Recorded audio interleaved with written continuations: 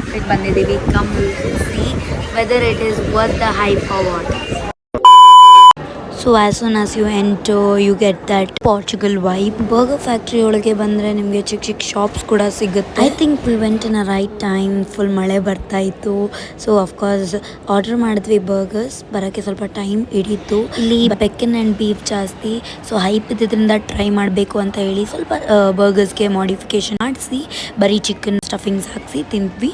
ತುಂಬ ಚೆನ್ನಾಗಿತ್ತು. I think worth the price. Look at me guys, I am literally enjoying the food and this is not even a promotion. So hype ಇದ್ದಿದ್ದರಿಂದ ನಾನು ಒಂದು video ಮಾಡೋಣ ಅಂತ ಅಂದ್ಕೊಂಡೆ. Guys, bread ಕೂಡ ಇಲ್ಲೇ ಮಾಡಿರೋದು. ಚೆನ್ನಾಗಿದೆ.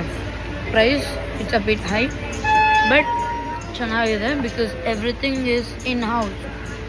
ಎಲ್ಲ ಇಲ್ಲೇ ಮಾಡಿರೋದು.